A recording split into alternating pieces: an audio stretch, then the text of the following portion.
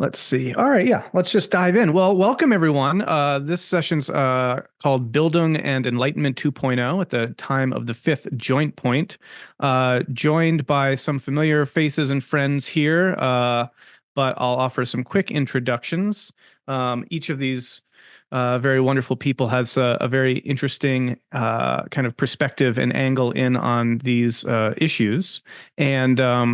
And I think it'll become clear the points of contact and sort of the unique contributions each one's bringing.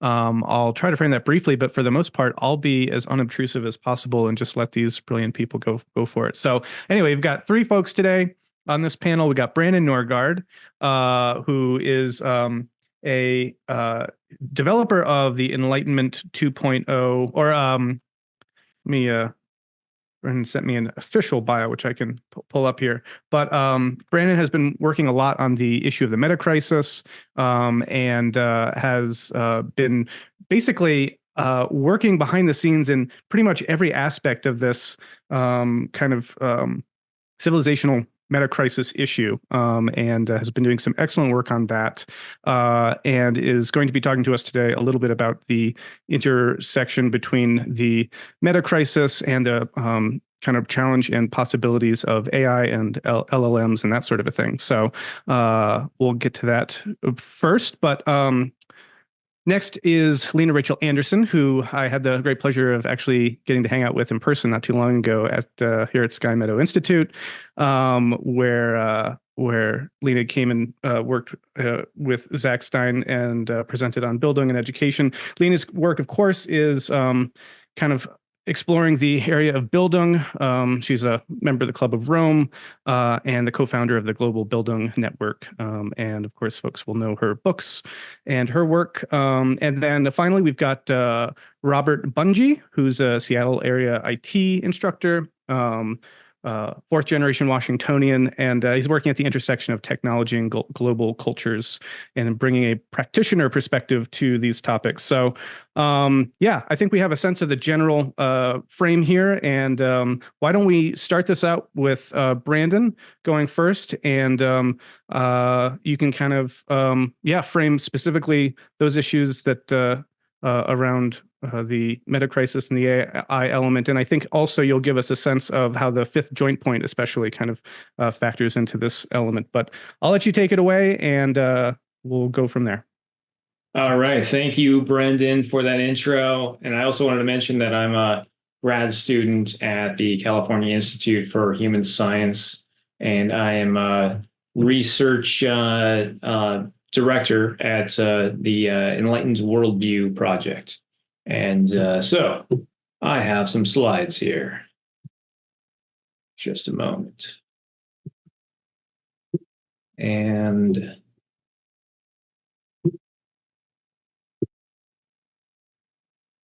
so you guys can see that it's like full screen for you, hopefully. Oh, it is now. Okay. So just here. Zoom puts stuff in the way for me. I hate how it does that. All right. So navigating the fifth joint point through Enlightenment 2.0 is what I want to be talking about here today. And what I actually want to start with is, what is a joint point? Now, we've heard Greg talk about this a lot. It's in a lot of the UTOK literature, but I just want to get a fine point on that so that we can understand what we're transitioning into. Okay. The tree of knowledge system features ontologically distinct planes of existence. These are nested information energy processing systems, each with their own complexity building feedback loops and evolutionary dynamics that transcend and include the planes from which they emerged. So we see matter, life, mind, culture, and there are joint points between them. These are the phase transitions between the planes wherein higher levels of complexification becomes possible. Okay, and what is the fifth joint point? So you can see that those are numbered there.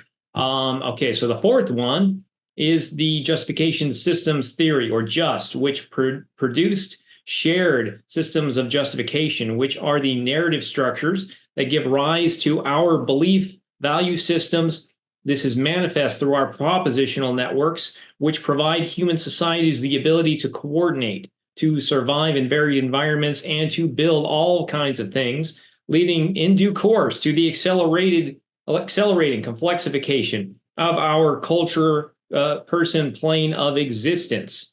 What is the next plane of existence? This is the emerging digital global plane. I don't believe that UTOK has an official name for this quite yet, but I saw that somewhere. Emerging digital global plane. This is made possible through meta cultural transition that we are now experiencing.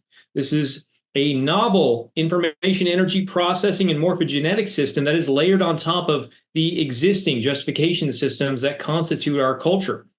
This is made possible by recent development of AI systems such as LLMs, etc. There is a whole new level of adaptive complexity, and it is driven by a whole new evolutionary dynamic. This is not just driven by the sociocultural evolutionary dynamics that human civilization has been used to for millennia. As fast as our cultural evolution has changed in recent decades, recent centuries, okay, and then it gets faster and faster. In the recent decades, it's breakneck speed. Okay, this pales in comparison to the acceleration that is just getting underway as a result of the additional nested feedback loops afforded by the recent technological development, which are leading to ever more complex tech development. So it's technology creating technology. There's a family of sciences for each of these planes of existence. Okay, so we can see, psychological sciences, social sciences, which I try to specialize in. At least I'm a grad student studying a lot of this. But with what we're looking at here, this is a new family of sciences that is best understood as the cybernetics of information technology and human computer interaction, which transcends and includes human culture and IT. And so we should note, okay, this might be protopian or dystopian, and we have a choice in the matter. We need to recognize both the amazing potential and the serious threat of advancing AI technologies. We might be able to leverage these technologies to address some of our greatest civilizational challenges and threats, but as many have pointed out, these technologies bring enormous threats and risks of their own. There are hyper-capitalist and hyper-modern attracting forces that are pushing us toward dystopian plane that threatens the substrate in of the more foundational plane. So this plane is emerging. We don't know if it's going to, be a different kind of attracting force that then threatens what it's built on top of. We can feel this with our culture. It's being made more bland, and postmodern meaninglessness is epidemic. And there are serious threats to our natural environment and to life on Earth. And when more people hand more aspects of their lives to AI systems, and perhaps we are getting dumber in this as a society, and our civilization is more fragile, and these systems, these AI systems, getting smarter and smarter in certain ways. But perhaps the future doesn't have to be quite so bleak. So how can we navigate this transition to the fifth joint point? As Greg Henriquez says, our current state of the world is in a massive flux. And this is in part because we have generated these digital technologies and artificial intelligence systems that are dynamically interfacing with just about every aspect of our lives as cultured persons. This trend is going to accelerate and complexify in the coming years. So Greg has stated that the fundamental questions from a UTOK vantage point include: how will the technological aspect interface with the natural dimensions mapped by the TOK system? What kind of world will emerge from that interface? And what should we be doing about this? Greg has proposed what he calls WISE NAGI, which stands for Wise Natural Artificial General Intelligence. So rather than to fight against this artificial intelligence, we can find a way to have a wisdom in our integration with it. This is wisdom that is what would be naturally grounded, and that would recognize where we are in the wisdom stack. And I figure that this gives us the imperative to develop collective mindfulness of the dynamics that are at play at all levels of the tree of knowledge system, including all of the joint points, because that would give us a fighting chance of steering the metaculture of the digital global plane that is emerging and working toward a future that is just and sustainable and that respects human dignity. And these are values that often get buried as new technologies are deployed and hyper-capitalist forces try to, become even more wealthy and powerful, regardless of the collateral damage to people, to communities, to society, to the natural environment. Okay, so we have a chance, I figure. Okay, so now I want to recap a little bit of what I talked about last year at the 2023 UTOK Consilience Conference, and then merge that in to finish this out. So what I talked about last year was Enlightenment 2.0. And so I focus a lot on the culture person plane as it was last year. So I'm not sure a lot of you guys maybe you saw it, maybe you didn't, but it's all on my YouTube channel. But the Enlightenment gap is an essential element of UTOK, and it refers to the knowledge gap that emerged during the 17th and 18th century European Enlightenment. These knowledge systems never adequately define the field of psychology nor the concept of mind. These movements also fail to provide adequate, coherent, reliable, and broadly encompassing social sciences, which we need to understand the social sciences because something new is emerging out of that is distinct. So UTOK fills in the Enlightenment gap by solving the problem of psychology and providing the TOK system to describe the relationship between matter and mind phenomena.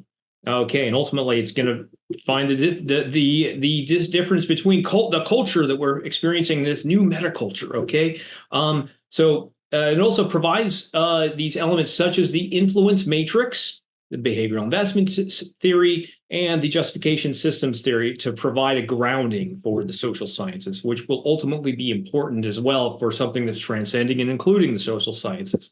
Okay, so Enlightenment 2.0 can be seen as the convergence of the Western rational and Eastern spiritual enlightenment.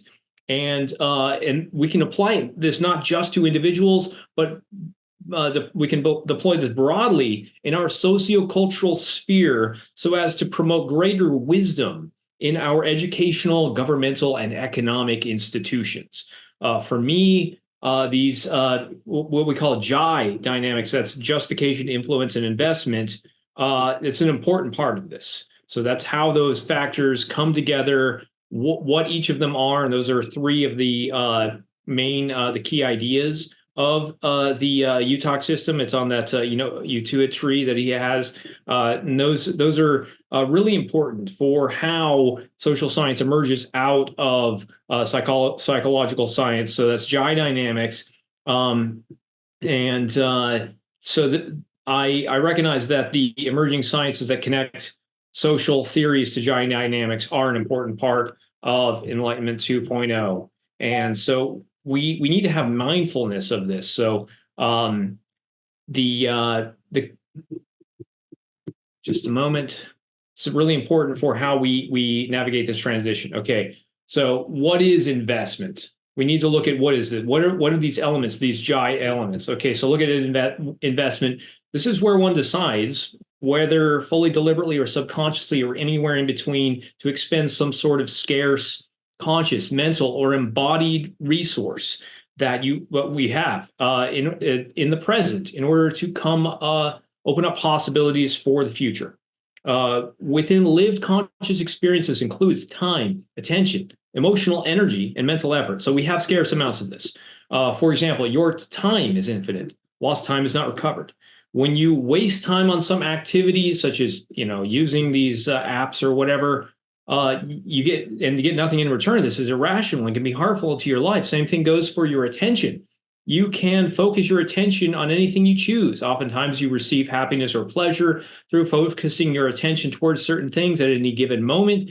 You are focusing your attention on something, and as these moments pass, there were always many other possible things that you did not focus on but perhaps you could have. So when you're focusing all your attention on these machines and they are grasping your attention, that is not necessarily a good investment. So what is influence? These are the factors that come into play when you decide how to act. There might be competing factors that are influencing your decisions. When you make a decision, it was because certain factors ended up having greater influence over you than others. In social situations, other people might have some influence over you, and you might have some influence over them. So the main influence factors in the influence matrix include love. There's a dimension for love, for power, and another one that is kind of related to the valence or pleasure and pain. And there's probably other factors as well. So what is justification? This is where one communicates using spoken or written language or some other forms of signs or symbols.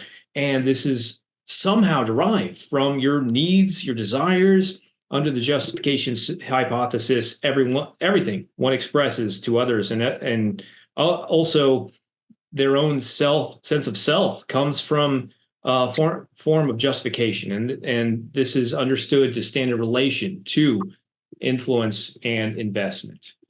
So I want to talk about Enlightenment 2.0 and the fifth joint point. Bringing this all together, we can develop greater individual and collective wisdom and navigate the fifth joint point into the emerging digital global plane through an Enlightenment 2.0 ethos.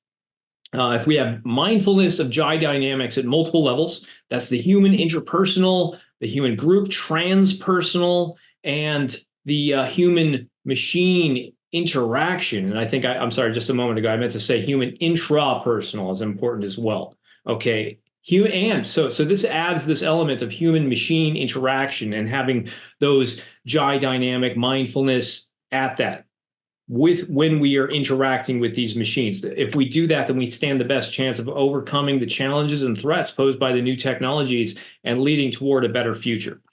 So we should develop and maintain mindfulness of what is influencing us, what we are investing in, and how we are justifying within ourselves as humans, and also in relation to our AI tools or any other kinds of machines or apps.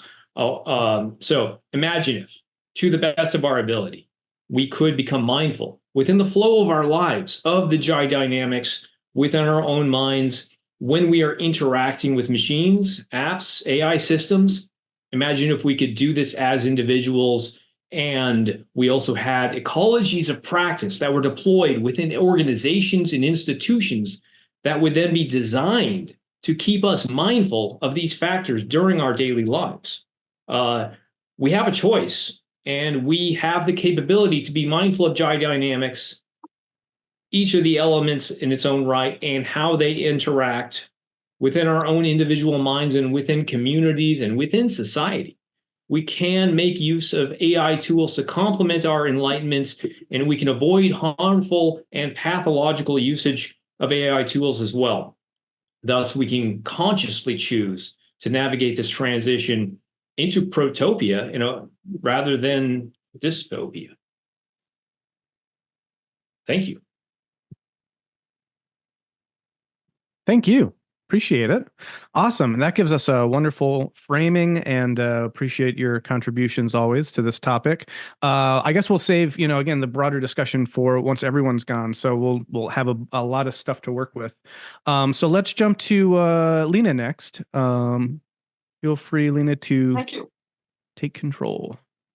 Yes, thank you. I will just speak up. I didn't bring any slides this time. Thank you, Brandon, for clarifying and explaining the joint points and the model in this. I have not studied Greg's UTOK system in depth, but the joint points I find really useful, and I really appreciate that he has illustrated it in this way, that you have, the beginning of the universe, and then you have complexity in the physical world. And within that, there's something becomes biology, and that becomes more complex exponentially. And within that, there's something that becomes mind and becomes more complex within that. And then within that, there's something that becomes culture, and which becomes more complex within that. And within culture, somebody creates the computer and the internet, and now that seems to be complexifying exponentially, and that is where we are. And this is a completely new situation that we're finding ourselves in. And And I'm here to talk about Bildung, and I'm also going to say something about psychology because Greg is out of psychology, and there's a lot of psychology going on around in this.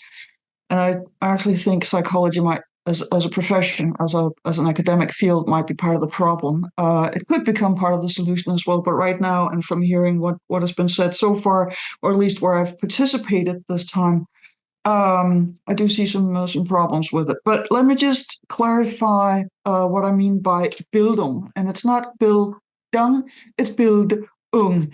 And the build in this word is the German word for image. So originally, Bildung was shaping yourself in the image of Christ.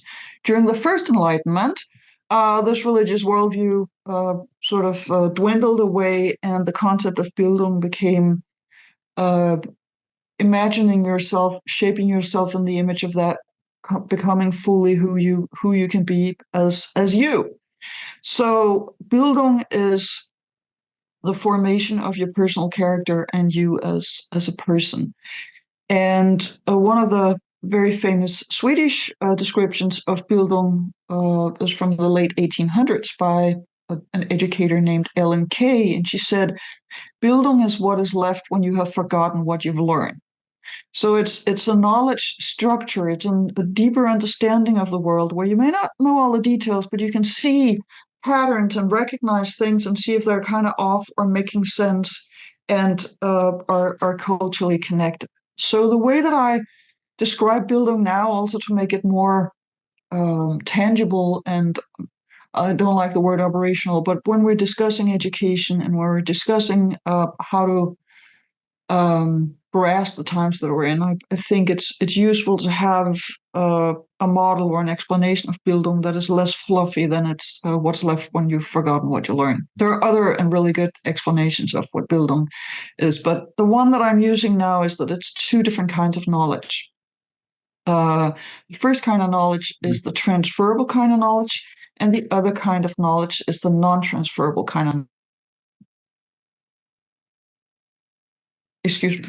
And the transferable kind of knowledge, from person to person or from teacher to classroom, we're pretty good at doing that in our school systems. It can be academic knowledge, such as math or science or learning a new language, or it can be practical knowledge, such as cooking a meal or baking a bread or knowing how to run a household, for instance.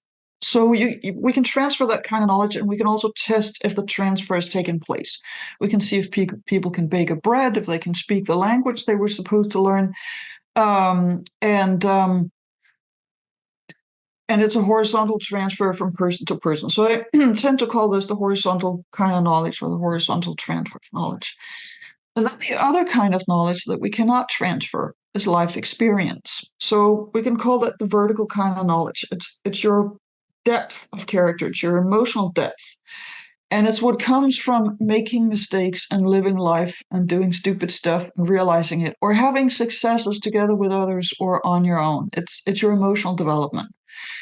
And we can't transfer that. So if I'm in love and I am, all intoxicated by this, and I tell somebody that, oh, I just met this wonderful guy and I'm, totally in love and I can't stop thinking about him, and I tell it to somebody who's never been in love before, they'll just think I'm crazy, which you basically are when you're in love.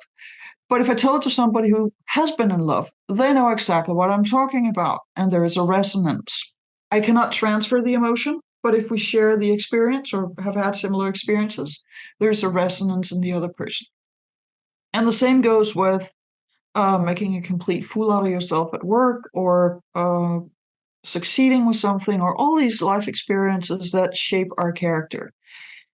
And there is one way where we can almost transfer emotions, and that's through the arts and aesthetics. And that's why it's so important that we have music, theater, great novels, art, paintings, dance, all that stuff, because that's where, whenever we have a really strong emotion and words are not enough, that is when we express ourselves aesthetically. And we do it, artists do it, but we all do it. When we can't express with words what it is we want to say, we do it in pictures, we do it in in dance, in music, in singing, in poetry. And if you're a creative soul, you can make new stuff. If you're not a really creative soul, you use something that other people have already produced, and then you either sing it or dance it or do something about it. I would say death metal, headbanging, playing air guitar is a way of perhaps getting some anger and frustration out. So you can enact these aesthetic expressions, even though you may not be a creative producer of it yourself. But if you're a great novelist or composer, you can take an emotion, put it into story, put it into music, and then when somebody, if you take Mozart, for instance, when somebody plays his music, the musicians develop in themselves or create in themselves some of the same emotions as he had when he was writing the music, and the people listening to the musicians can have some of the same experiences that Mozart had 250 years ago. So that's what we can do with aesthetics.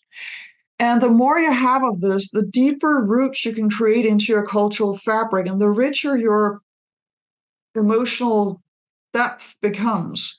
And then there's the upbringing, which goes in the other direction, so to speak. And that's where we, particularly with children, but we also do it with each other and with adults from time to time. We tell people this is not how we behave here, or that was a really great way of saying that. You really nailed it, and everybody listened when you did it. So we still have this upbringing aspect even in adult age. But there's this vertical kind of aspect even to the way that we use the language. And the combination of the two kinds of knowledge is Bildung and the struggle with it. And so you can have a lot of knowledge about the world, transferable knowledge, and be very sort of shallow. You can be almost like a frisbee if you do not have a lot of emotional depth and nobody cared to give you moral norms and tell you how to behave around other people. But you can also have very little knowledge about the world and almost be like an American football, where you have a lot of emotional depth and moral character. You could be a, a, um, a grandmother in a small village where you've never been outside the village and don't really know very much about the rest of the world, but you may even be illiterate, but you have enormous emotional depth, and you have a lot of strong sense of morality and the social norms in your society. So Bildung can look in many ways, but a rounded personality that has both aspects of it, and where you've struggled with making it your own, the culture and the context that you're in, that is Bildung. And on the one hand, this is very individual because we're all born different. So we have different talents and different intelligence, different personalities and urges. And so whenever we hear something, whenever we experience something, it will land differently inside all of us. And so even though you're listening to me now and everybody's hearing the same thing, it will not land in the same way in you. Hopefully a lot of it will be the same, but it will all land in a different place and in a different way inside you. So it's very individual. But Bildung is also social. You can't grow as a person. You cannot become who you are in isolation. It's always an interaction with other people, with culture, with norms, with expectations, and with uh, uh, emotions together with other people. And when I've been listening to the other presentations here, and the more that I explore psychology and how psychology is used, for instance, in schools with social and emotional learning, and with mindfulness and meditation and learning about your emotions and how to handle stress and anxiety, for instance, and not just in schools, also in workplaces. Psychology sees the individual as a satellite, a solitary thing and not a relational thing. And instead of working with the person in context and working with the context, people are told to sort out their emotions and learn to contain the emotions and handle the emotions and take a deep breath and let the emotions go away. Instead of figuring out how do we work on this together? How do we solve the problem so that we're not miserable anymore? And so that's where I see some of the shortcomings of psychology, because it's really focusing on the individual mind, and it's not focusing on, and it's focusing on mental health, but it's not focusing on social health or a how the community is thriving. So I think that as we're in the fifth joint point, there are some things that we need to use psychology for, and then it has some shortcomings that I think that we need to take into account. Psychology is an analytical tool, and we can use psychology to understand humans, and for that matter, animals. Psychology comes into the world at the third joint point, I think, minded creatures, and then it's part of the human life and culture as well. So psychology can help us understand why we're behaving the way that we are. It can help us understand ourselves. It can also help us understand animals, and it can help us understand how we are interacting socially based on who we are and the experiences that we've had. But I don't think psychology is very good at being a lot more than that. I was just looking up the word therapy and to see what that actually means. It means healing. So psychology may also be used for a healing process, but that means that you have to be broken first. So it may help us understand pain if we're suffering from trauma. But I think there's a lot of language from psychology that has now seeped into areas where it doesn't belong and where it's not helping us solving problems, because they're Bildung problems and not psychological problems. And the psychologization, I don't know if that's even a word in English, of our language and of the way that we're looking at people is creating a way of addressing social and societal problems as something that is wrong inside the individual. I just had a discussion with somebody yesterday on a slightly heated exchange in a chat, and the person came out of some kind of coaching or a psychology background, and wrote that there had the reason for my anger would have to be some kind of psychological flaw, and I would say that my reason for being angry was because I found something morally wrong, not because there was something psychologically wrong with me. So I think the psychologization of understanding each other and where we're coming from and why we're saying the things that we're doing is gradually becoming a power abuse among the people who have the knowledge of psychology, and where it's being used for categorizing and analyzing other people rather than having a better understanding of why people are doing the way that why we are behaving the way that we do, and then handing over the solutions to how do we fix our problems and our social situations with some other tools. And that is where I think Bildung and this horizontal transfer of knowledge comes in, because we need a richer symbolic world to address the situation that we're in. And that's where the arts and the aesthetics come in. We need the arts to start exploring what is it that we don't have words for yet with regards to, for instance, AI and other technological development. Why are we, and it is part of what is making us human. And somebody actually said that on Facebook the other day, after somebody had shared a lot of AI created pictures, that this person didn't actually think believe in a human spirit until now, but now that they saw the spiritless art that is being created by all these generators of images, the difference between what the AI can create and what humans can create may actually be that kind of spirit. So what I'm trying to say here is that I think psychology is really important at the fifth joint point. It can help us understand ourselves, but it can also be abused.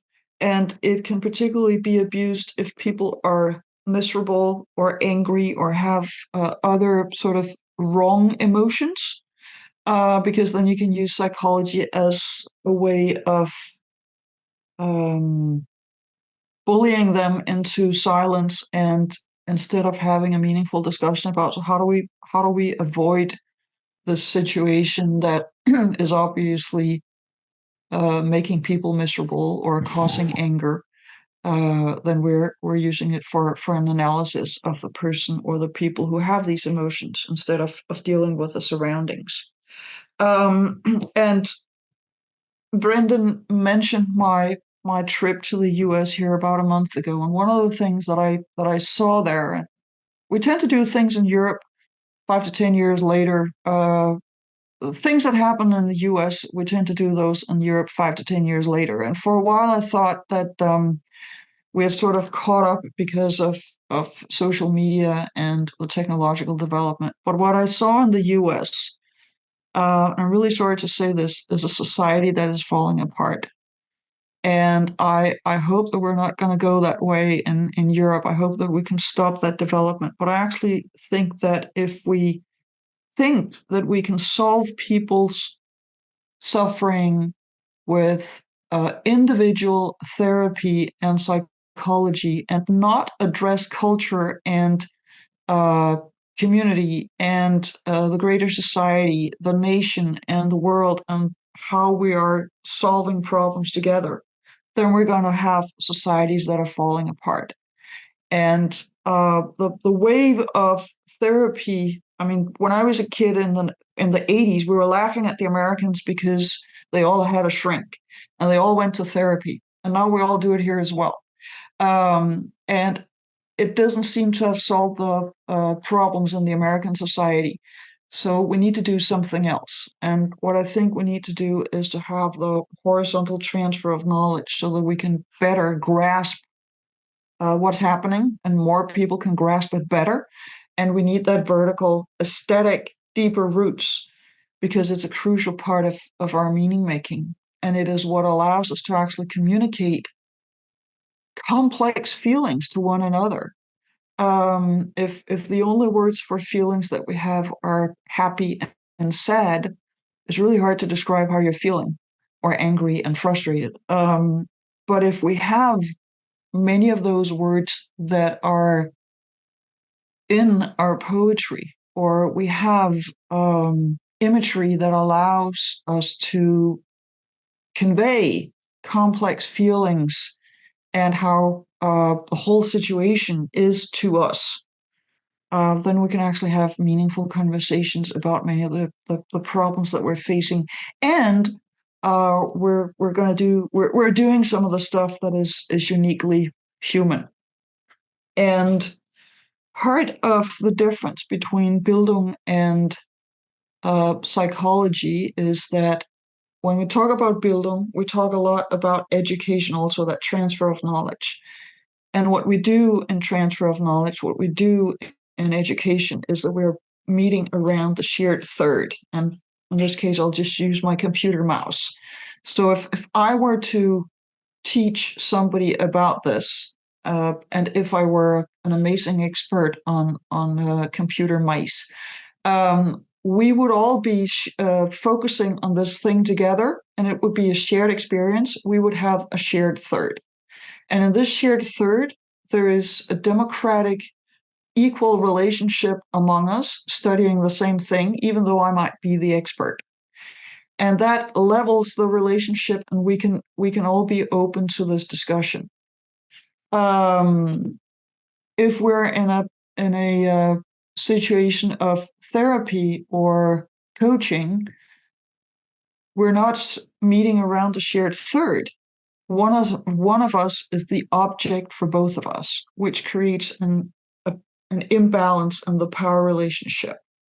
And so there are more aspects and differences between education and psychology.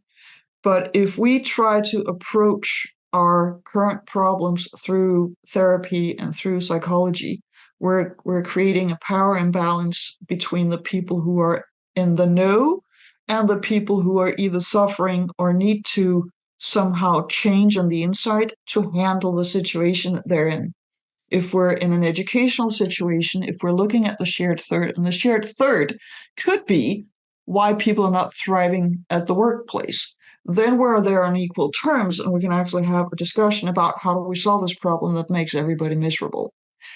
And that would be a Bildung process, and we would all learn the process. So these are some of the differences that are there. And to just round this up and end this on an illustration, I will say a little bit about what it means to have a shared culture, what Hegel would have called a shared spirit. And many of the Bildung thinkers would have called a shared spirit. And I'm just going to say one sentence. And when I say that sentence, I bet that inside your minds is going to be a certain character. There's going to be a certain kind of music. There's going to be a certain kind of aesthetics, certain kind of humor. And you're all going to have inside your mind images from the same thing, but of course differently because you're going to have different associations within the same framework. And the sentence is, the name's Bond, James Bond. And on that note, thank you very much.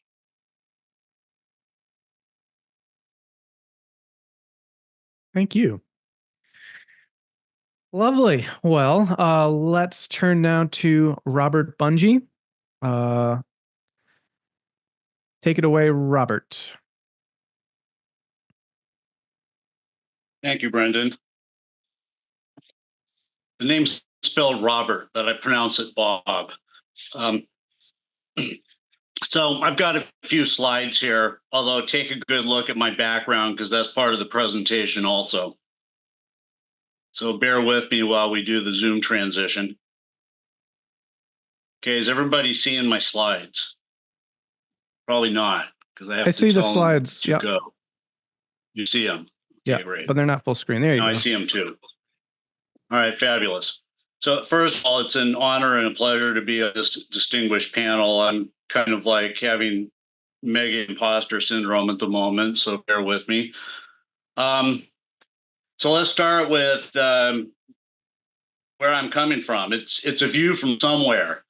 I grabbed that phrase because we're in a Habermas book club, and Habermas was critiquing views from nowhere as if it was an objective scientific, transhuman view from a godlike presence, and I don't have anything like that. So the opposite of a view from nowhere is a view from somewhere. You have a life, you're in a time and a place, in a body with a set of relationships, and that's how you see the world. So I happen to see it from a fairly interesting somewhere. I live closer to the mountain than to the Space Needle, but I work closer to the Space Needle. My instructional role for the last 20 years has been adult educator in information technology, including working programming and anything else. My student body, interestingly, is very global. I literally have students from 5 continents, a class of 20 or 30.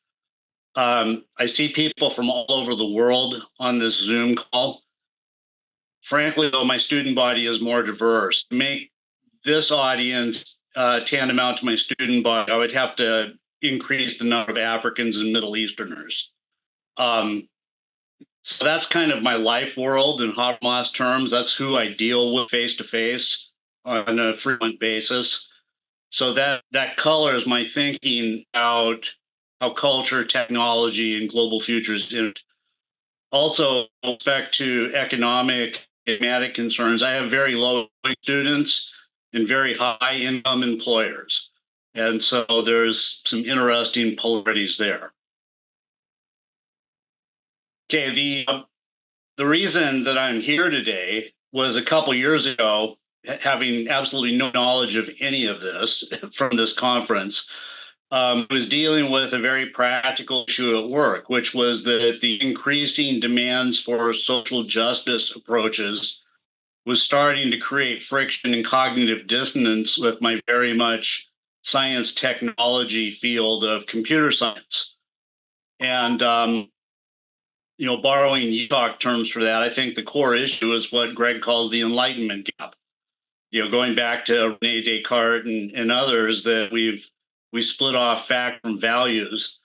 And so sort of fact technical based world of computer science didn't have a really seamless, obvious way to play with the values oriented world of social justice. I went searching through available educational literature of a generally postmodern flavor, and I didn't find anything really that gave me any traction on it. Things like decolonization theory weren't really speaking to computer science education in a very useful way. So I started opening the door to other influences, and I have sampled anything that on the surface is postmodern. As if the normal references aren't getting it done, is there anything more current? So I've been on a 2-year search for things that are more current. So that's how I got involved with a lot of different things. That includes global Bildung, that includes UTOK, that includes a lot of other things. What I'm taking away at a high level from all of that is it seems that the thought systems of the future need to have some sort of developmental or evolutionary vision. Obviously, we are a world in progress towards something. I'm also finding that siloed disciplinary work isn't adequate. So I'm interested in anything transdisciplinary, arch theoretical, integrative, holistic, pick your favorite terminology for that.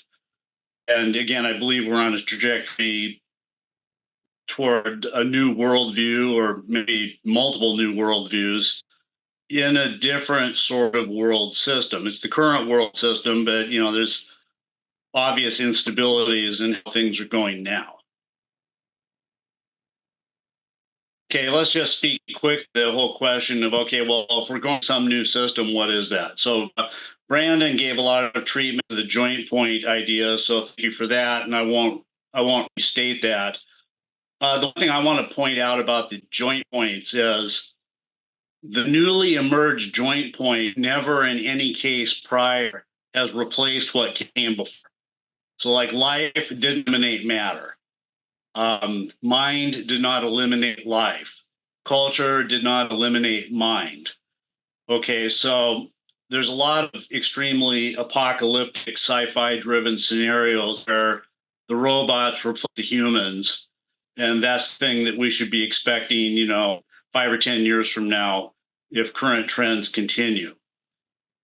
I would say that is inconsistent with UTOK thinking if we assume that the future in some sense resembles the past. Now, the other thing about UTOK joint points is they represent, in a sense, ontological levels of being. So it's more than just like some cool new invention or a new innovation within a particular, like a new species evolving or something within the field of life, or a new language emerging from culture. It's really like a new order of being. And there's a nice presentation yesterday featuring Bobby Azarian and a few others, which talked about this whole idea of a need for levels of being in terms of, gripping the big history of the universe. So if that is true, and I'm obviously in no point whatsoever to adjudicate it from an absolute stance, one would expect whatever a fifth joint point might be would in some sense take us beyond the world of previous historical culture.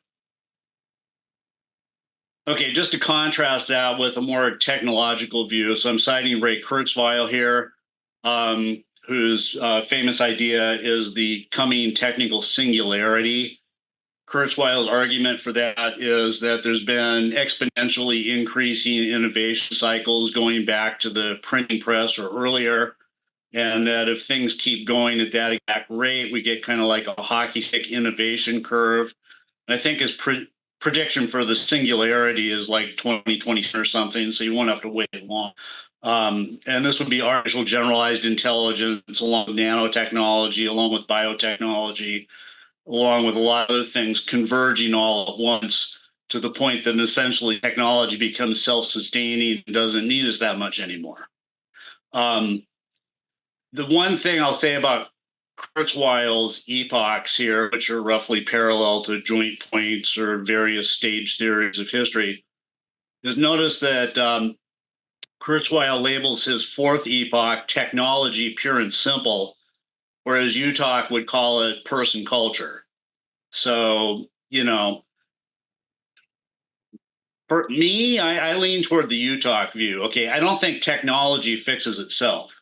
And the reason I know that is I spent the last 20 years fixing everybody else's technology. And God, I wish the computer could plug its own keyboard back in, because I'm really tired of having to run around doing it. But, if any of you have ever called a help desk, you understand intuitively that humans are still in the mix. Okay. So that's why I teach people to, architect things on the internet, because people are still involved. But Kurzweil seems to have a somewhat overdeveloped view of technology and a somewhat underdeveloped view of humanity. So, take that for what it's worth.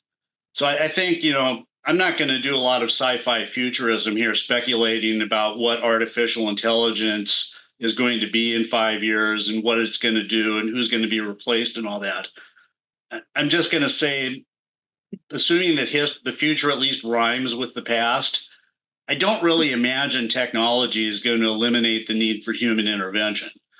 And then I'm also noticing at Kurzweil's higher levels, he implies some sort of human technology merger or symbiosis. So, people haven't gone away in his thinking. They just don't really show up big till toward the end. All right, and then more model of this type of thing. I got this from a doctoral thesis by a person named Kata Last, who's had some interactions with Greg Enriquez, so you can talk to Greg about that. But anyway, Last is sampling a lot of cybernetic research going back several decades, and he came up with this idea of a metasystem transition. Now, the thing about a metasystem transition is there's really three legs to it. There's an energy leg, which, if you think of previous metasystems transitions, that might help. That would be the transition from hunter-gatherer to agricultural, or the transition from agricultural to industrial. Okay, so in each case, there was an energy upgrade involved, because you go from, native plants and animals to cultivated plants, which increases the energy intensity. With the industrial, you go to fossil fuels, which increases the energy intensity. Okay, there's also different information media at each point. So you've got, hunter-gatherer, you've got essentially verbal culture. With agricultural society, we have the advent of writing. With industrial society, we get the printing press, and then telephone, telegraph, and ultimately our current grid. And then, as we transition to whatever the next meta transition would be, the next meta system transition, internet obviously is the core information technology. And Last is projecting that needs to go along with renewables. And then also, because this is the cybernetic view, governance or control hierarchy is a big part of it. So, previously we had tribes, and then city states, and then empires and nation states. And so Last is putting something called the global brain in the category of what the governance is going to be. So the idea there is whatever something like the fifth joint point might be, it might involve the evolution of some sort of planetary governance, which, whether that's highly centralized or highly decentralized or highly regionalized, I don't know. There's a lot of potential models for that. So that's another way to look at it. So if you look at it from a UTOK standpoint, the idea is something big is coming. It feels like some kind of a major phase shift worthy of the term joint point. If you look at Kurzweil, he's absolutely just flat out predicting it, leaning heavily on a technology basis. If we follow this model, it's more of a holistic phase transition, but definitely something resembling more of a sustainable circular global economy with some kind of government and communication grid that would support coordinated, human or human machine synthesized action on a wide scale. So that's pretty much my futurism piece. I've got another small section on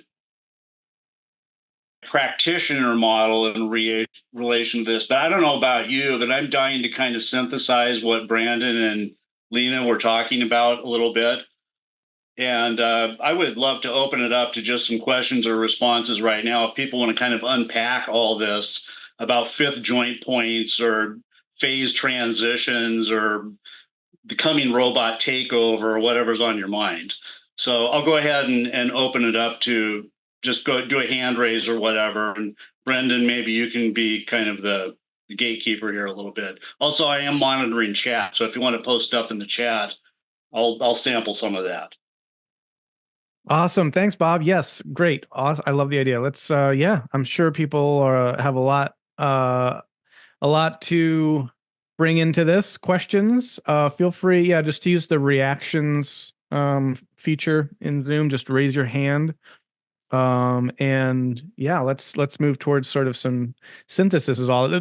But first of all, thank you all for your presentations. Those were great. And I think really between all of you give us a great lay of the land of this issue and its relationship to the UTOK framework and how that kind of helps us think about this moment that we're in.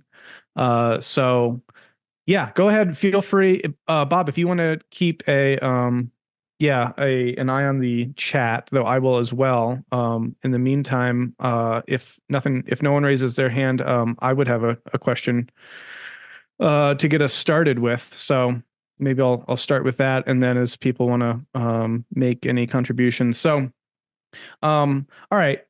So here's a question for all of you, I guess, is and I'll frame it as something that I am rather passionate about because I see the UTOK lens and I see sort of the broader conversation going on in meta-modern, polymodern, liminal conversation spaces, offering something of incredible value to what's otherwise missing from a lot of the discussion playing out about this issue, right? Like in my interpretation, I see people grappling with our current reality in many ways. They're obviously, witnessing the rise of AI and the sort of technological explosion that's underway.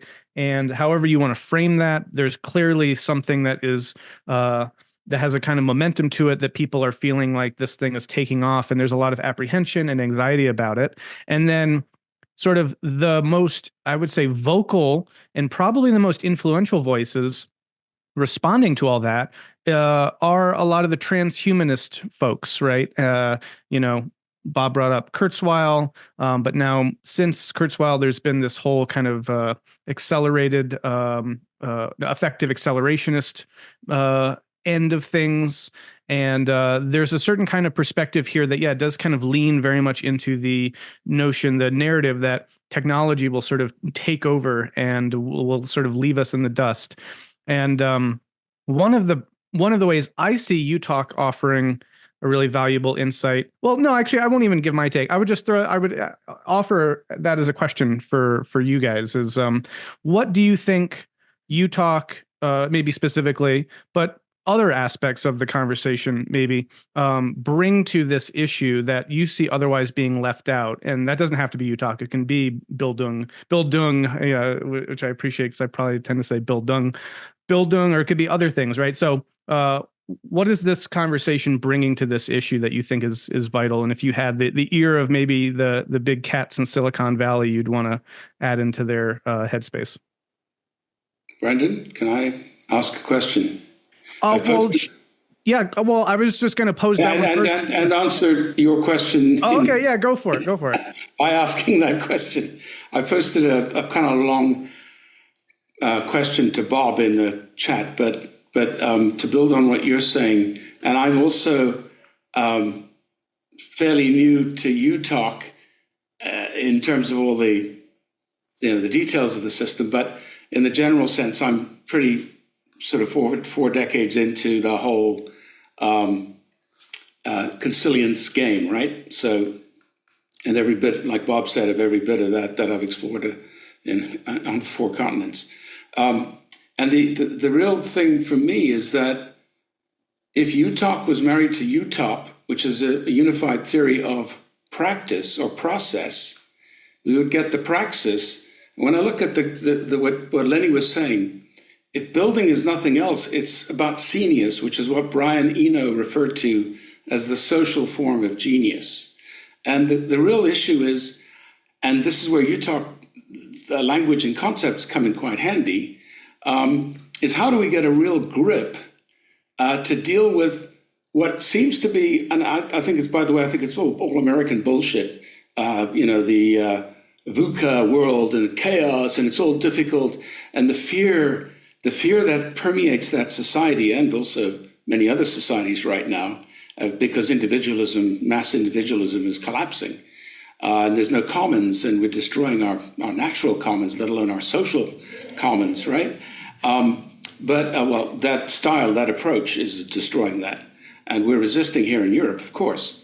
But for me, the issue, and this is what Lenny said quite correctly, is that psychology, and particularly, and I understand why people get angry about Ken Wilber, because Ken is an ultimate individualist. I know the guy very well. He's written a foreword to one of my books.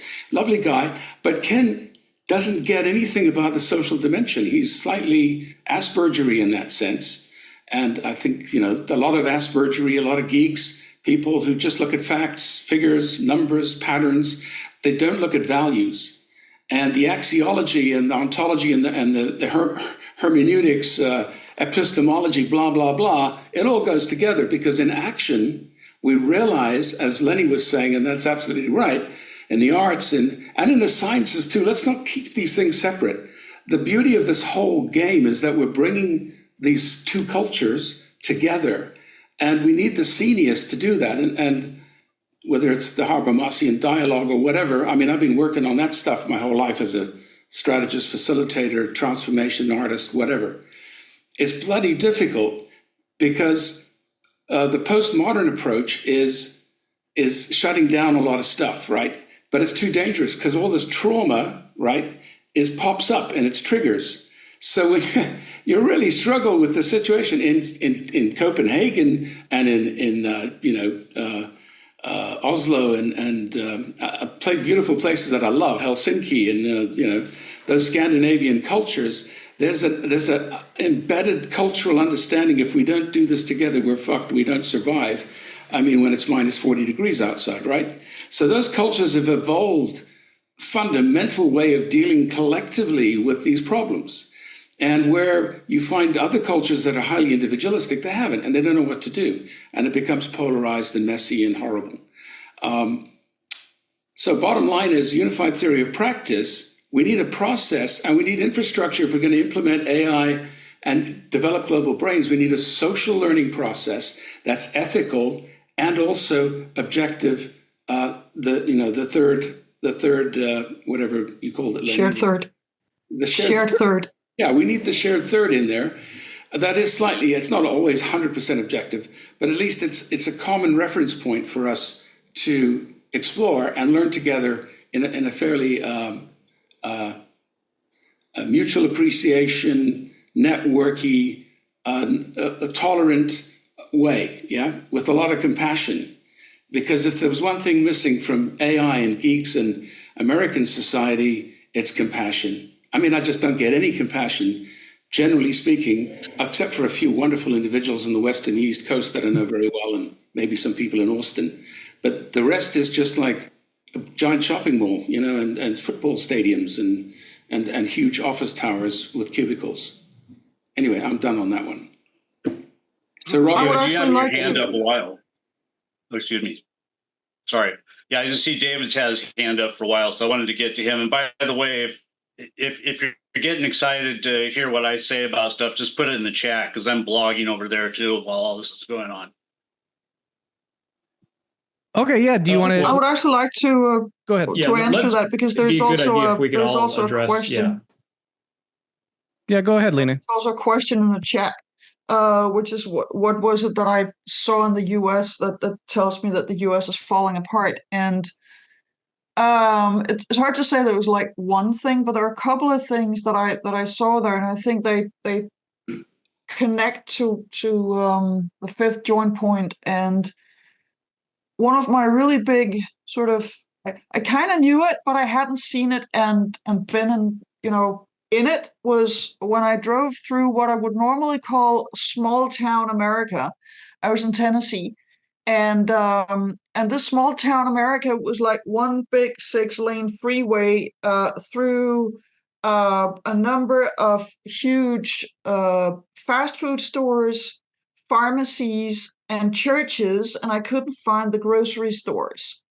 And one of the big things right now in city planning and societal development is the 15-minute city, which means that within 15 minutes, you should be able to either walk or bicycle and do your day-to-day things like work, grocery shop, go to the dentist, all that stuff. And I was thinking of that as I drove through this small town in Tennessee, where it's like, okay, you could walk from Wendy's to McDonald's in 15 minutes, but you couldn't walk past the pharmacy to the church in the next 20 minutes because I mean the distances are so big. So the love affair with the car in the US and that individualism, it's literally out there.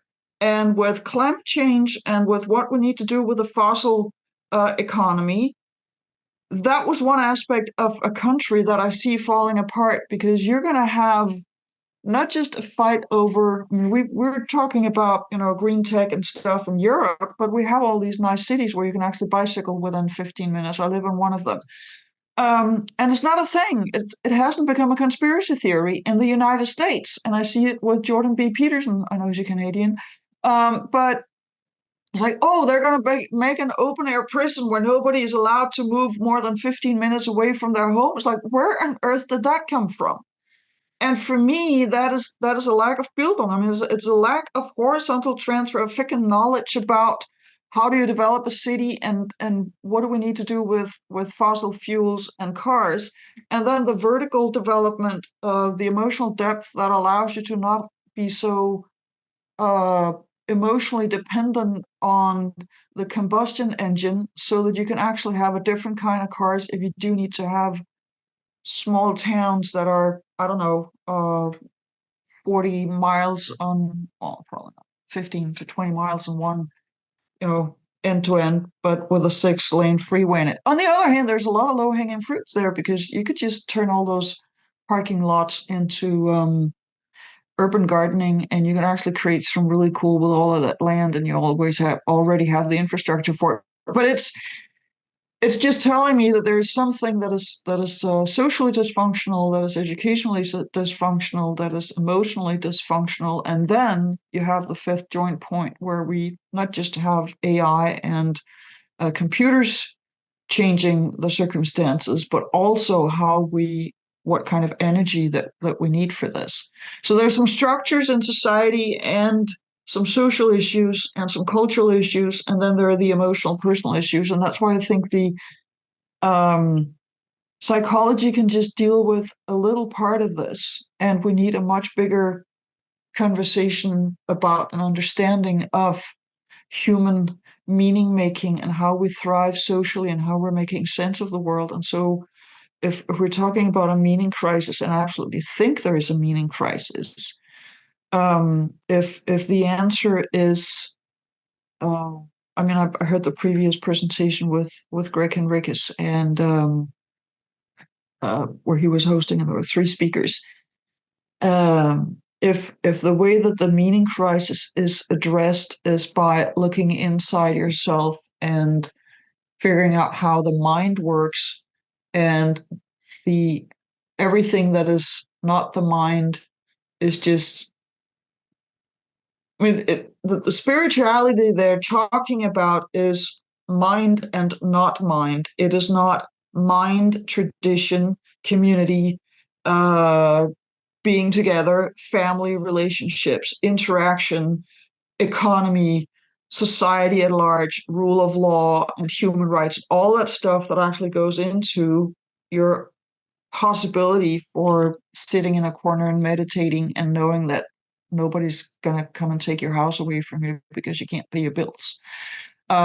So we need to have a much bigger perspective on this in order to actually allow people to thrive. Awesome. A couple of questions were asked, and so I also do want to come back to those and give people an opportunity to chat about them. But also, before we do that, Bob, you wanted to share 2 more or 3 more slides quick and to throw that into the mix before we keep going on, if you want to do that.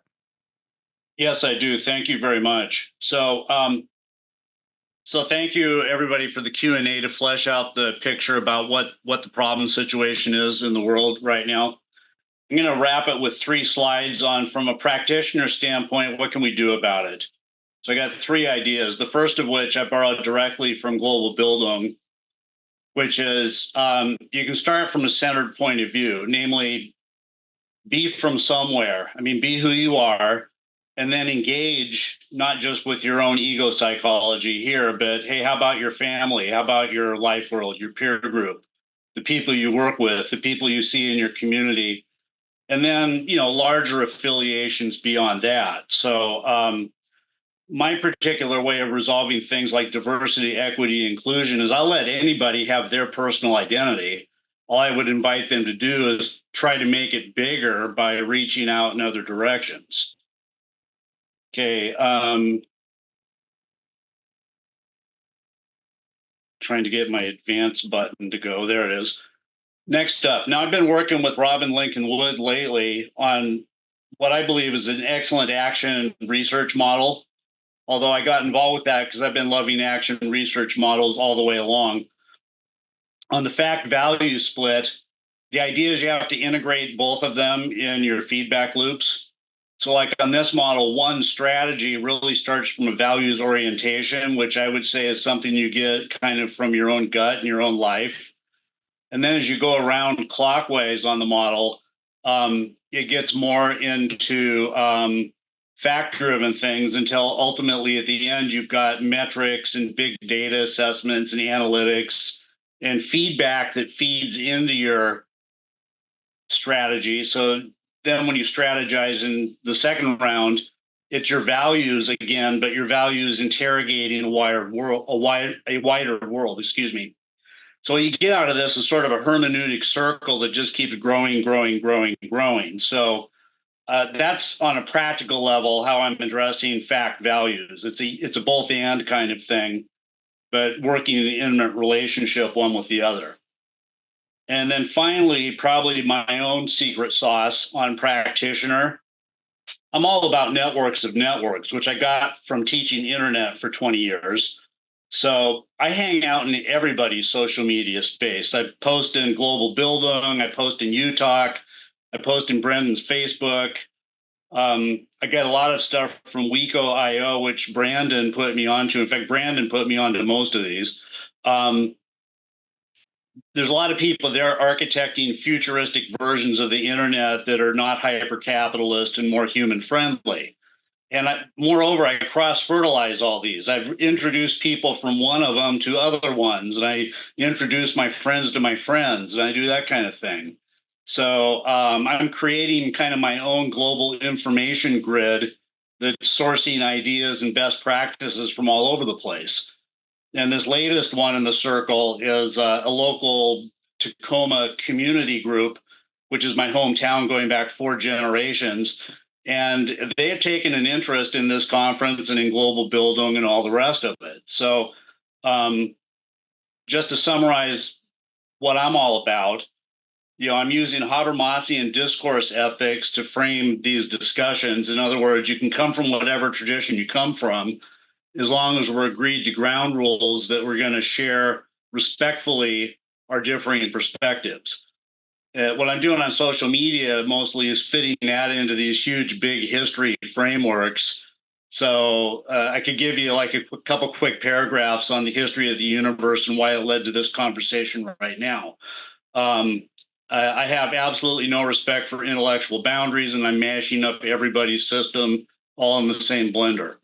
But on a practice level, I'm going very local, very in my neighborhood, very ecological, but I want to stay networked to everybody else in the world who's up to the same sorts of things. So that's what I do for praxis. I'd love to hear what anybody else is doing, and I'm open to better ideas because that's the best I've got now. Hopefully I'll have a better one by this time next week. Awesome. Thank you. Yeah, let's open that up to praxis questions and get any responses on that. Before we do though, real quick, Brandon, did you have any thoughts that you just wanted to respond to in terms of anything that's been asked or said so far? We haven't heard from you. And it would be related to the praxis question and also the question that you asked, about 20 minutes ago about like if you were in Silicon Valley and you were looking at, these people who are so, often in their own little world with blinders on, and they're, extremely intelligent in certain ways with regard to technology, but really just completely missing the culture and, the human interaction. They just don't see things, and they are driving things, the way that we end up living, so much.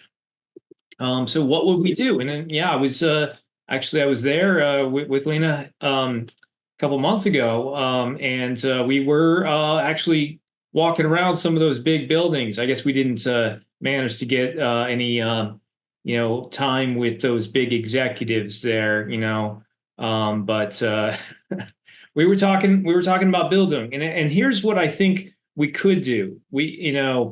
Somehow we might actually be able to work some influence networks and find a way to connect with some of these people and we could tell them little bit more about UTOK, just the broad outlines of the stack that we're living in, and the substrate of life and the mind, and how culture is dependent on that, and some of the broad outlines of, that we only have so much time and emotional energy, and the factors that influence us and the ways that we're justifying.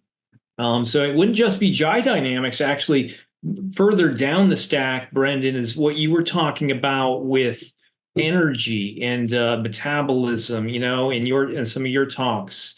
So those are key ideas. I know that the UTOK system, it has some key ideas, and several of those, the TOK system refers to how the stack as a whole, and then some of those other key ideas are so much psychologically based. But to drive off what Lena was saying about how we tend to psychologize so much, and I tend to think actually that we could have key ideas for each of these planes, and I'm not sure how mechanistic. Maybe I'm just like kind of a mechanistic kind of thinker. I want to have some sort of mental models. So that would work, I think, for people who kind of think like me, and others who are into technology, but to also see not just that you're seeing that technology space, but you're seeing the human interaction space. So you want to develop technology that makes that possible, or that enhances that side of things, in addition to solving problems that we need, or maybe that we don't.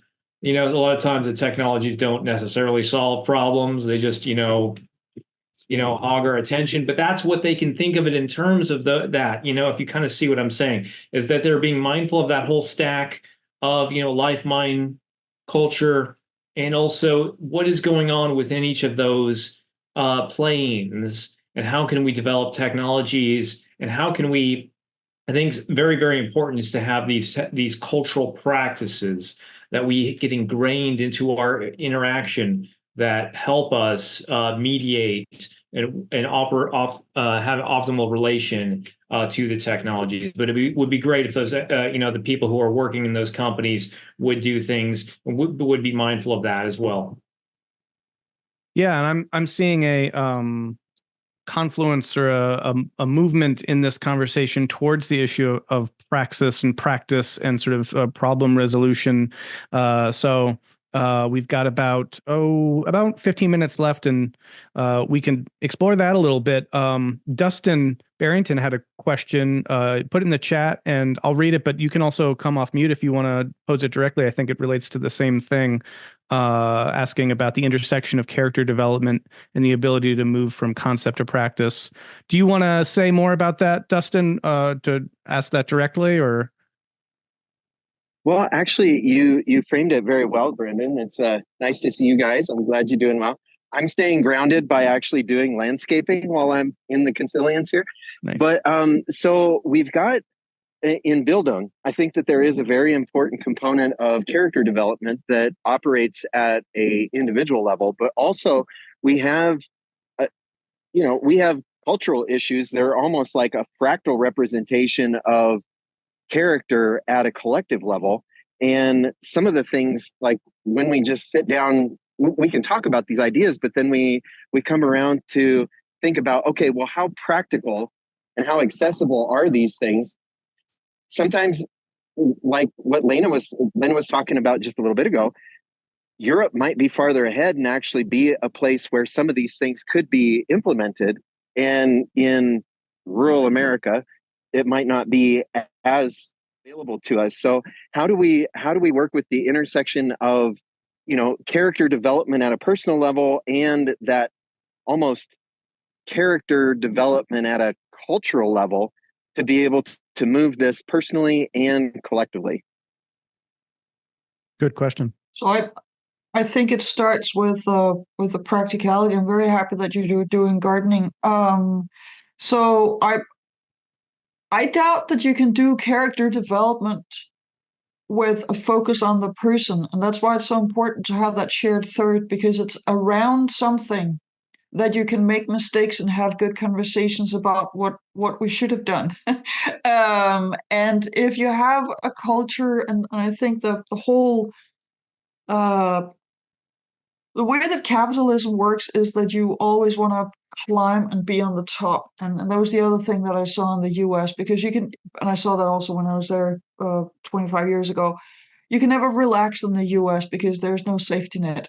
So you're in a constant state of anxiety and competition. And one of the things that I really appreciate about Europe, even other parts of Europe that are not as deeply embedded in social welfare systems as the Nordic countries. The worst case scenario is it may suck, but it's not that bad. Worst case scenario in the US is really terrifying. So there's a level of anxiety that I think people constantly feel in the US that we don't feel here. And that makes a huge difference. And you can only have that sense of shared commitment and solidarity if you educate for it and have the Bildung for it. And somebody said something about how do you develop that sense of responsibility for the global world and not just your closer circles. You do that by going out and meeting people and getting to know them and realizing that, oh, these people are actually nice. I completely disagree on some of it, but they bake good cakes, or they're very helpful when something. So, and that is also how you learn to appreciate the environment and protect the bees and the waters and stuff like that. Because if you only know nature from the internet or television and you've never seen the ocean and you don't know if you don't have a sense of nature, you don't understand why it's important that we have bees. You may understand it intellectually, but you won't miss them when they're not there.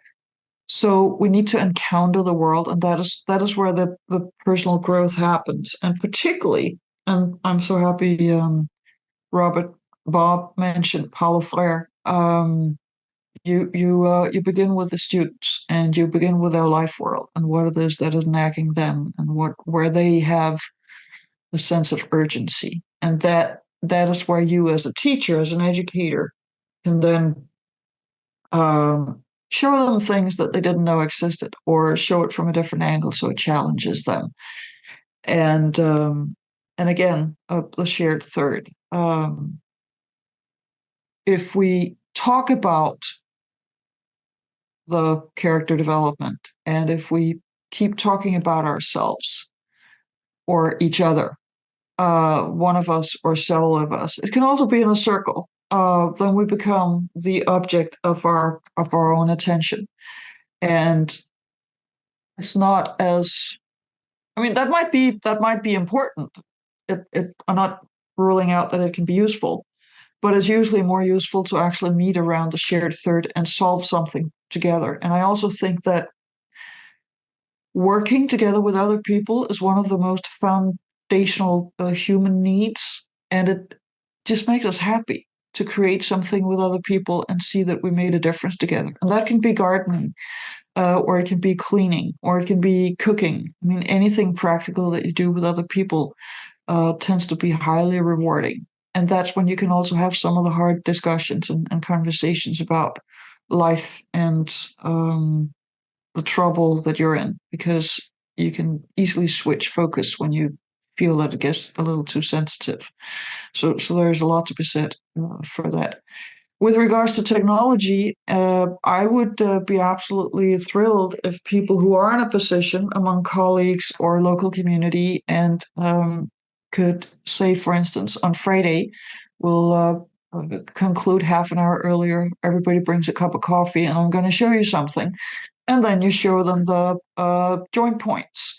And then you have a conversation about that. I mean, if you're in a position to change the topic and bring this in, that would be amazing. And that would be a shared third that you could then discuss.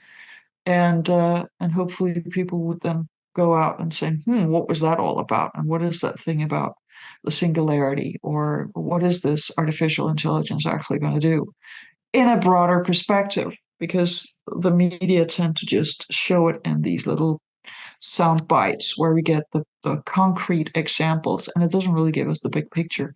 It doesn't allow people to see how big this really is and fundamental for who we are as a species.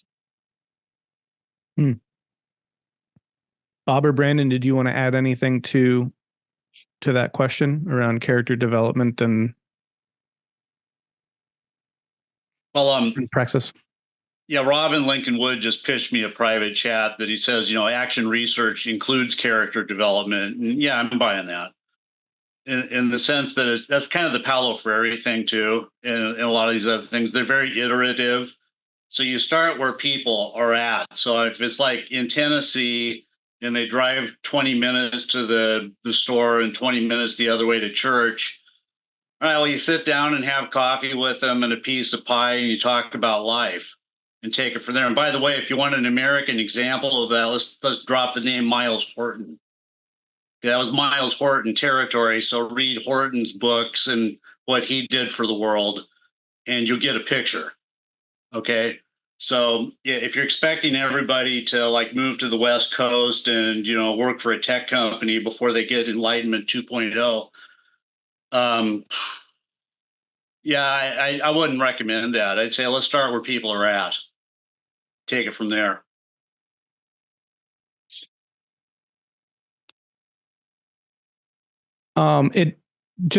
It seems to me, though, interesting just to drill down on the. Before I say anything, Brandon, did you have any thoughts that you wanted to throw into this specific issue? Yeah, so like on character development, I heard someone earlier say, the rest of the U.S. is like a big shopping mall or something like that. So I want to think about, how we can be mindful of some of these major factors. And one of them I think that is really important is, the class divisions and also, being mindful of these influence factors. So what's influencing me? How is it that we are so much being oriented toward this consumerist culture? How can we have this character development, collectively in communities to get us away from that? And so there are, some cultures, some subcultures, some geographic regions in the U.S. are, slightly more, I guess, advanced than others, or although some of them are, they've got their own pathologies, and we need to have those sort of processes, I think, to try to get in and to try to improve the culture, to work on this, character development at the community level. I would like to add something actually, which was also related to the U.S. falling apart, which is that at my trip, I visited different parts of the country, and I met with different groups of people. And one of the places, it was a sort of a very woke, what I would normally have assumed was progressive group of people. And what I heard was people speaking in slogans. So instead of actually having a meaningful conversation about a tough topic, it was the replies came in like snap, snap, snap answers that I could have found in memes on the internet, which means that people had all the right opinions, but they were not capable of expressing them in their own words. And it was really hard to have a real conversation because you were just up against memes, really. And I did what I could to puncture some of them, but to me, that shows also a failure of an educational system where the teachers, where you're teaching to the test and you're not really interested in what people are learning, but you're interested in can people pass the test. And where there's not an open-ended discussion in the educational system, rather there's a learning of the right answers and an ability to reproduce them. So if you have an educational system that is set up like that, you're producing not everybody, but a lot of people who come out and speak in memes, and that's dangerous because you first of all you can't have a real conversation, and second you cannot be wrong in that company because then you're dismissed in a different kind of way than if you just happen to disagree. So yeah. Those another thing that I saw, and I may come in different. Be in different circles here, but I haven't experienced it like that. But I get we have some of the same here. So yeah. Yeah, I just wanted to name a few things that I was also hearing kind of implicit in some of this as well, which is when we're on the praxis level and when we're talking about a social safety net, that needs to be implemented. So there's a political component to that. When we're talking about suburban sprawl and just the domination of the automobile, then we're talking about zoning laws, right? And like that's a political issue. When we're talking about a broken education system and people not making good sense of reality based on that, that's a political issue in terms of how we change the institutions and the policies that go into all that. And so a lot of this also implicitly, to me, points to like very real, on the ground kind of grassroots, potentially like institutional change that requires political action. And so whenever we come to the praxis or practice issue, that to me just continually rears its head. And it's always also met with, at least in my heart, as a bit kind of dispiriting, because who wants to do that? It's so kind of such a discouraging process, but it's actually so necessary. And the other interesting way I think that these conversations, when they get to the issue of practice, also tend to pan out is that because we're systems and networking thinkers, everything's related to everything else. And so to address the education issue, requires like the food that we eat to be addressed, requires, the zoning, requires all these things. And that can be itself incredibly daunting. And it's not therefore confusing why a lot of people then turn towards more individualistic modes of, leverage that they can have on the system, because that might seem the only area they actually have any power to make an impact. And also itself is, I think, a legitimately meaningful point of contact with the rest of the system. But Bob, go ahead. Yeah, I just wanted to chime in quick here. So on the theme of ecologies of practice, or the difficulty of getting into a praxis space, a real key linchpin is something for me is something I just joined about a month ago called Meaningful Conversations Tacoma, which is it's a conversation group with a spiritual center, and it delves into things like social safety net on a local basis. So it's sort of that integrated package, highly localized, which I consider sort of the seed corn of transformation. If we could get that replicated all over the place, I think that would start pointing things in a better direction. Yeah. We got just a couple of minutes left. So anyone want to offer anything else? Maybe a quick question to any or all of our wonderful panelists. If not, we're probably close enough to time, but I would also invite our panelists, if there's anything final that you'd like to throw into this conversation, which has been really riveting and fascinating, to do that if you'd like at this point. Anything that you feel like maybe we didn't get to touch on, or you just want to gesture towards as also being an important part of this issue. I would like to pick up on something that Brandon said in his presentation about the East and West. Actually, my first series of books in Danish, but they were called Both and, Both O in Danish. And the both and that I was talking about is that we need both the Western tradition and the Eastern tradition. And the Western tradition has the either or very much from Aristotle. A cannot be and not be simultaneously, so they're separate. Whereas yin and yang, the Eastern philosophy brings the opposites together, and they create a whole. And so they're seen as a whole together. And the consequences of these two ways of perceiving the world or describing the world is that in the East there's a systems thinking, there's a way of seeing how things are interrelated, and the individual is generally seen as part of the group, whereas in the West we see discrete individual items and individuals, which means that we can actually have individual rights and human rights, and of course we need that. It is as an individual you suffer under torture, for instance, if the collective takes precedence over the individual. You can torture people. So we need both perspectives, and so we need both the both and the either or in order to make sense of the world, and so we can learn from each other. So that would be my comment on that particular thing. Thanks. And Brandon, did you want to say something? Oh yeah, just real quick. I was actually wanting to read those books by you, Lena. I know that they're only in Danish, and unfortunately, my grandfather only taught me a few words of Danish, some folksy rhymes, and never progressed beyond that since he passed away in 1989.